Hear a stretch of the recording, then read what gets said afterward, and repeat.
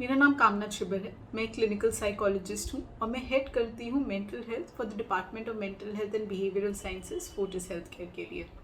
जब हम बच्चों के विषय में बात करते हैं, स्पेशली आजकल जब हम पैंडेमिक के बीच में हैं, सो कई बार पेरेंट्स जो हैं हमसे डिस्कस करते हैं कि उन्हें लगता है कि उनके बच्चों के अंदर कहीं ना कहीं पे सोशल सिचुएशंस को लेके कुछ घबराहट, कुछ बेचैनी सी रहती है। उनको समझ नहीं आता है कि किस तरह से वो इस चीज़ को समझें और किस तरह से इसका समाधान करें। मुझे लगता है बहुत ज़रूरी है पहले तो ये समझना कि अगर आपके बच्चे के अंदर सोशल सिचुएशंस को लेके कोई किसी तरह की घबराहट है, बेचैनी है, तो वो किस तरह से अपीयर करेगी। और टिपिकली बच्चे इस सिचुएशन में अवॉइड करते हैं और लोगों के साथ इंटरेक्शंस करना, चाहे वो हम उम्र के बच्चे हों, चाहे वो बड़े लोग हों। उनकी कोशिश होती है कि वो किसी भी तरह से उन सिचुएशंस में अपने आप को ना डालें। अगर हम स्कूल के पर्सपेक्टिव से देखते हैं तो स्कूल में कई बार वो अवॉइड करेंगे टीचर्स के सामने बोलना। अगर उनके दिमाग में कोई सवाल है तो वो सवाल नहीं पूछेंगे, उसके बारे में झिझकते हैं। अगर कोई कंपटीशन आ रहा है या फिर कोई इवेंट आ रहा है स्कूल में, तो वो कोशिश करेंगे कि शायद उसका हिस्सा ना बने। उनको कहीं ना कहीं पर उनके दिमाग में ये लगता रहता है कि और लोग उनको ऑब्जर्व कर रहे हैं, देख रहे हैं, कोई जजमेंट पास कर रहे हैं। अगर उनसे कोई गलती हो जाएगी तो उसके ऊपर नेगेटिव कमेंट आएगा, तो वो उन सिचुएशंस में अपने आप को डालना नहीं चाहते हैं।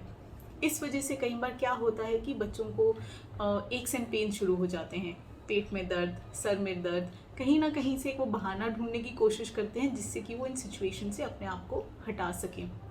अगर हम इन चीज़ों को बार बार डिस्कस करते रहते हैं तो बच्चा इनको लेके और भी ज़्यादा परेशान होने लगता है। बट ऑफ कोर्स पेरेंट्स के लिए एक कंसर्न की बात है, क्योंकि हम चाहते हैं कि बच्चे अपने पूरे पोटेंशियल तक अचीव करें। कि अगर उनको किसी भी तरह की झिझक है, किसी भी तरह की हेजिटेशन है, वो उसमें से अपने आप को बाहर उभार सकें। एंड मुझे लगता है कि सबसे पहली चीज़ एज अ पेरेंट, जब आप सोशल एंजाइटी के बारे में बात करते हैं, आई थिंक आपकी खुद की क्या अप्रोच है इसको लेके, उसकी बहुत अहमियत होती है। अगर आप एज अ पेरेंट बच्चे के साथ नाराज़ हो रहे हैं, आप भी घबराने लग गए हैं और वो घबराहट जो है आपका बच्चा देख पा रहा है, तो कहीं ना कहीं पे उनके लिए भी वो बात रीइंफोर्स हो जाती है कि ये बहुत बड़ी चीज़ है।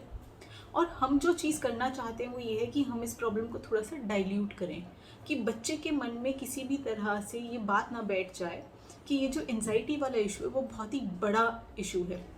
हम चाहते हैं कि बच्चे इसको अपनी स्ट्राइड में लें, रोज़मर्रा की ज़िंदगी में किसी भी तरह से धीरे धीरे छोटे छोटे स्टेप्स के साथ अपने आप को इस सिचुएशन से बाहर निकाल सकें। सो एज अ पेरेंट आपके लिए ज़रूरी है कि आप इसको लेबल ना करें।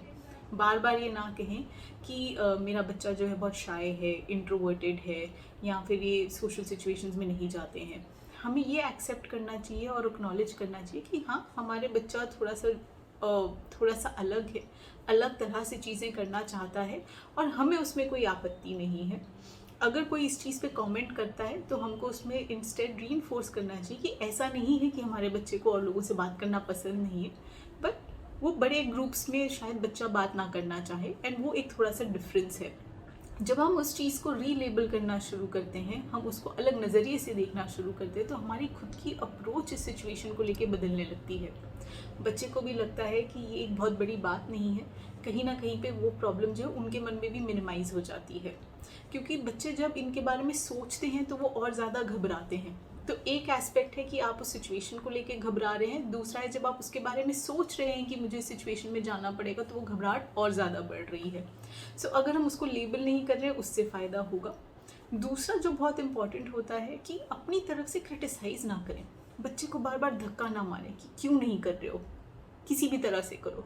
बार बार उस चीज़ को डिस्कस करना, उसको पुश करना, बच्चे को नैग करना कि करना ही करना है, बहुत ज़रूरी है, अगर नहीं करेंगे तो इससे बहुत नुकसान हो जाएगा।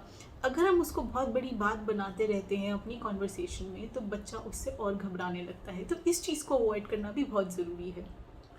तीसरा एस्पेक्ट है किस तरह से हम बच्चे को इनकरेज करें कि वो सोशल सिचुएशंस का हिस्सा बने।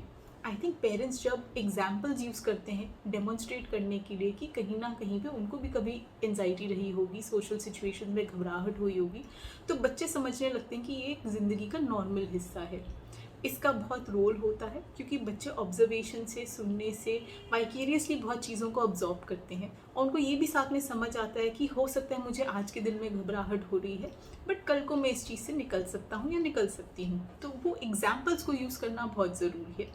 दूसरा एज अ पेरेंट मॉडल करना वो बिहेवियर जो आप चाहते हैं अपने बच्चे से, वो भी बहुत ज़रूरी है। तो अगर बच्चा हेजिटेट कर रहा है, उनके साथ आप ब्रेनस्टॉर्म कर सकते हैं, रोल प्ले कर सकते हैं घर में कि अगर मानो ये सिचुएशन हमारे सामने आ रही है, हमको नज़र आ रही है कि हमको इस सिचुएशन में जाना है, तो हम इसको किस तरह से टैकल करेंगे। तो हम उसको बच्चे के साथ रोल प्ले करें, उनसे सवाल जवाब करें, उससे जो है बच्चे को बहुत फ़ायदा होता है। दूसरा एस्पेक्ट जो इससे रिलेटेड है, बच्चे को भी सवाल उठाने के बारे में समझाएं कि अगर उनके दिमाग में कोई घबराहट आ रही है, कोई बेचैनी आ रही है, तो उनको अपने दिमाग में ये एक सवाल उठाना चाहिए कि इससे हो क्या जाएगा। कि मुझे लग रहा है कि बहुत बड़ी प्रॉब्लम होगी, बट एक्चुअली कुछ होगा नहीं। जब बच्चे इस थॉट प्रोसेस को क्वेश्चन करना शुरू करते हैं कि ये बहुत बड़ी प्रॉब्लम है, मुझसे अपने आप को संभाला नहीं जाएगा एक सोशल सिचुएशन में, तो उनको रियलाइज़ होना शुरू होता है कि ये एक थॉट है और इस थॉट की ज़्यादा वैल्यू नहीं है। स्पेशली जब आप इसको लिंक करते हैं और सिचुएशंस के साथ जहाँ पे उन्होंने किसी तरह से उस एंजाइटी को ओवरकम करके अपने आप को और सिचुएशंस में डाला होगा, वो उनके लिए एक मेमोरी बन जाती है, एक रीइंफोर्समेंट बन जाता है कि वो इस चीज़ को कर सकते हैं। I think it's very important also साथ में कि हम स्टेप वाइज वे में बच्चों को इनकरेज करें।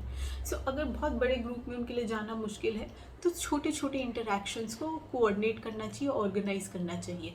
हो सकता है पहले आप उनको इनकरेज करें कि एक फ्रेंड के साथ करें इंटरैक्ट, फिर आप उनको 2 या 3 के छोटे ग्रुप में डालें, फिर बड़े ग्रुप्स में डालें। इसके लिए बहुत ज़रूरी है कि आप स्कूल को भी ऑन बोर्ड रखें, क्योंकि स्कूल्स का भी बहुत बड़ा रोल होता है, एक्टिव रोल होता है इन इंश्योरिंग कि बच्चों के जो अडेप्टेशन का पार्ट है, स्पेशली एंजाइटी को डील करने में, वो उसको मैनेज करने में आपकी मदद कर सकें। And use a lot of praise, बच्चों को रीइंफोर्समेंट देना, एक्नॉलेज करना, चाहे वो एक छोटा से छोटा स्टेप हो जिसमें वो एक पॉजिटिव वे में आगे बढ़ पाए हैं, वो बहुत ज़रूरी है। As a parent it's very important कि आप रीइंफोर्समेंट्स का यूज़ करें। इन रीइंफोर्समेंट से बच्चे का कॉन्फिडेंस बनता है, उनका एक बिलीफ सिस्टम बनता है, जिससे उनको लगता है कि हाँ मैं कर सकता हूँ या मैं कर सकती हूँ। और इसकी बहुत वैल्यू है एंजाइटी को कॉम्बैट करने में, और ये इंश्योर करेगा कि in the long run social anxiety जैसी जो प्रॉब्लम है उससे आपका बच्चा बाहर निकल सकता है। एंड ऑफ कोर्स अगर इनमें से कोई भी स्ट्रैटेजी आपके लिए वर्क नहीं कर रही है, देन एक प्रोफेशनल से कंसल्ट करने में कोई हर्ज नहीं है, जो आपको स्पेसिफिक तरीके बता सकेंगे जो आपके बच्चे के लिए काम करें।